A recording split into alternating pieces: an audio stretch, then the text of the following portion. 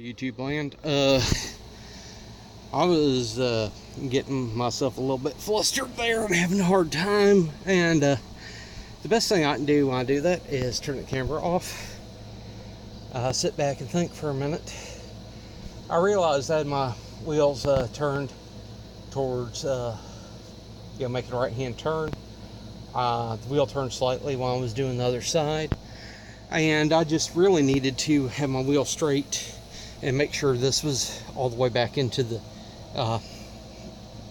differential, the front differential. This has an extended shaft on it.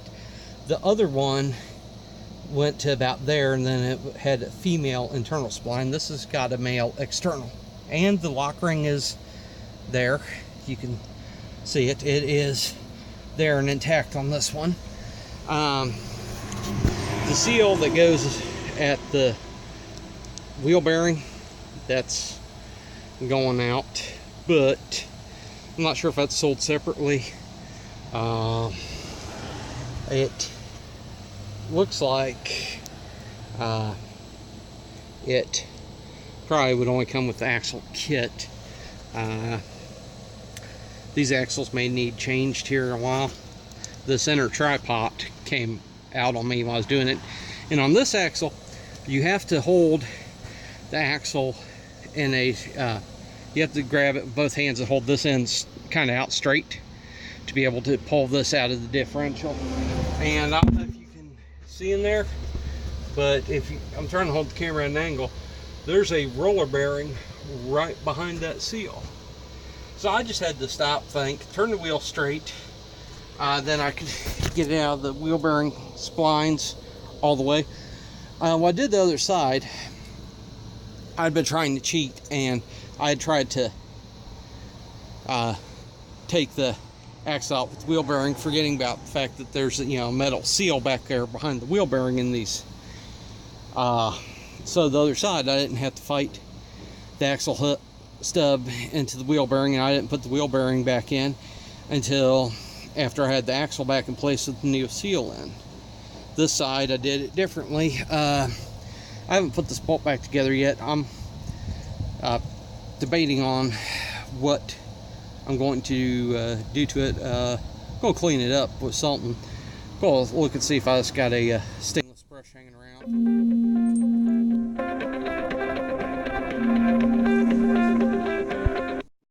Okay, YouTube land, I did deep take that call. It was the guy that might come give me a hand. Call me back, so it was an important call to take. Now I don't ever like putting my phone in airplane mode.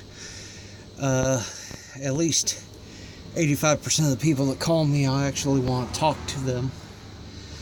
And a lot of times I prefer talking to texting, because I can spend 4 minutes on the phone and get all the details instead of people misunderstanding everything and taking half hour to an hour to write silly text messages.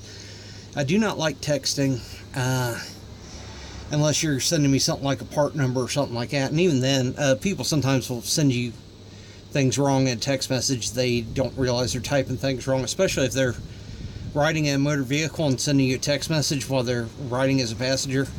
Sometimes those are really full of misinformation. But anyways, you can see I've started taking the thin pry bar and hammering that around and getting that seal started to walk out of there.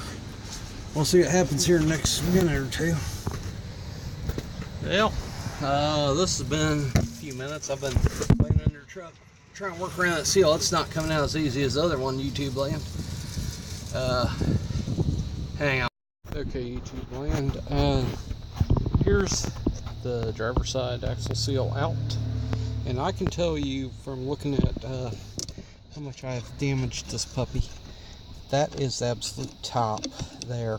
I worked around this with 3 different pry bars, and then I finally had it out at the top. It was out enough, like, I want to say it's out almost a 1/4 inch, and then I grabbed in there with a pair of pliers, grabbed hold of that seal and pulled it out. I could not pry on it anymore. Anyways, when you're doing a seal change, take your seal and your old seal. Okay, the shells look the same diameter. Yep. Good. Now then take them side by side. You know, even though that lip's been out on there, I can tell that's going to go in about the same depth. Okay. Then let's look at the front. The color difference doesn't matter, because it doesn't matter who made it. Even in the same year, you might get a different color. These just both old ones on this truck happen to be brown. Okay, so it's got the same style boot on it. What does this say here? Probably where it was made. I can't read that. You might be able to read it. Might be able to read it after I play the video back on YouTube. What it said there in that lip. This one says 460.06 or 460.60. I can't remember what it says on the inside there. And I really cannot see where that went bad. But I know this. That's where the oil appears to be coming from. I've got an 1 7/8" socket here. And I'm filming this inside the truck because I ran the battery out on the camera, leaving it paused and on. Yeah, I should say on the phone, not the camera, but leaving the camera on and paused, ran out the phone battery, so I got it plugged in the charger in the truck. So 1 7/8" socket, it fits in there, and it hits on the metal shell, so I'm going to try driving in with that. We'll see how things go. There may be more video to come, there may not be tonight, who knows. Okay, YouTube land, the camera was with the phone, camera thing, was in the truck charging. And I drove that seal in, and then my buddy was supposed to be over here to help me. He should have been here by now, but he hasn't been. Anyway, so I just went ahead and grabbed that axle, and you have to work at getting your axle boot past your shock absorber. But once you do that, I had to grab the bottom of the back tripod and just rotate it around until it felt like it wanted to slide in, and then it slid in. So then I grabbed hold of the spindle, and I got that nut, or I got the spindle to slide over, and it took me a little bit of fighting to get it to slide around and go in. But I got it in, and I said as soon as I got that in, I threw that nut on there and started fingering. Yes, finger spinning that nut in place. Not trying to sound crass, but I took my fingers and spun the nut around. Then I put the 1 1/4" socket on the long handled bar and got it ran in to about where it felt like it was almost to torque, and said, okay, it's not going to slide down on me. Went ahead and I wire brushed that nut, or I'm sorry, that bolt that goes through the upper control arm, or goes through the spindle at the ball joint. I wire brushed the upper ball joint nub that goes down into the spindle. I wire brushed the threads. I wire brushed the shank of the bolt where it goes into the ball joint and all the way around there. And I wire brushed down in the steering knuckle. I buy these cheap wire brushes. They're shaped like toothbrushes. In a 3-pack, there'll be one that's got the stainless bristles like this. There's one that's got like a brass coating on the bristles. They're not brass bristles. They just have a brass coating. It's softer than those. And then there's one that's a nylon bristle. So I use that and I clean them threads up, and they look, they're not perfect, but they look like the nut will go on. There's no problem. At this point, I got to put the nut on and torque it down. Then start the reassembly process, put my wires back and stuff. Once I got that seal drove and I just felt like grabbing that axle and see if I could get it in there, I was sitting in the right position. Oh, that's the other thing. I don't know if you can see it. I'm trying to move the phone around so I can see it on there. You see that fill plug? I could take that out, and I did. And without the axle in there, I could get the round bottle of gear oil in there and fill it up, and I got it to the fill plug level. Now, you're going to say, well, it's supposed to be so far under. You have to remember, this whole thing is rocked back because it's jacked up on this corner. This corner is sitting higher than the rest of the truck. That's going to sit at a downward angle, and when it does, the fluid level is going to change. It's rocked back. So you have to kind of account for that when you're filling things, because it's supposed to be, I think it was 3/8 of an inch under the fill plug. Well, it'll be about the right level once everything's down on the ground. Like I said, I could get that axle seal right in there, and I spilled gear oil filling that thing. So that's brand new gear oil on the ground. I put paper towels down there. One's kind of blowing away. But I filled it and I put the plug in. So I'm going to start bolting things back together. Y'all might come YouTube land. I had somebody stop by and they were talking. So since they wouldn't leave me be, I just started throwing parts on the truck.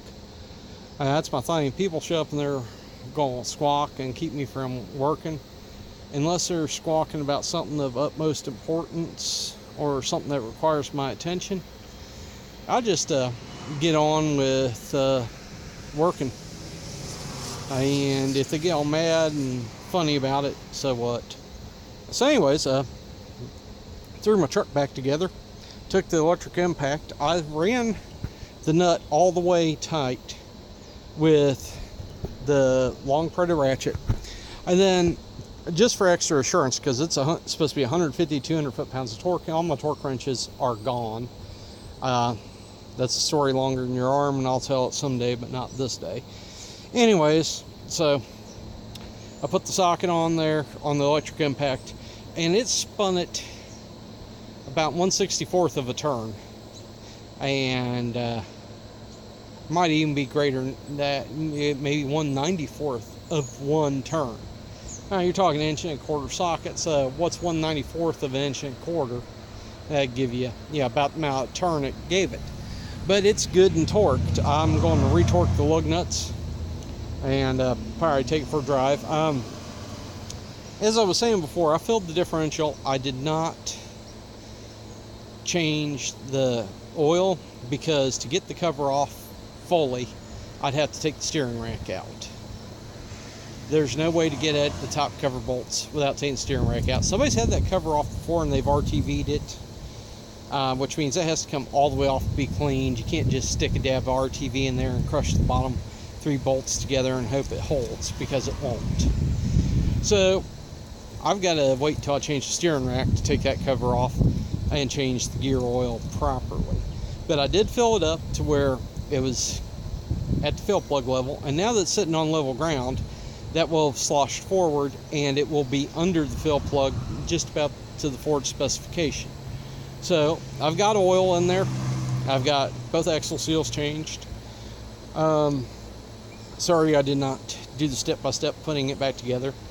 Like I said, I used the wire brush on the bolt that goes through the spindle at the upper ball joint.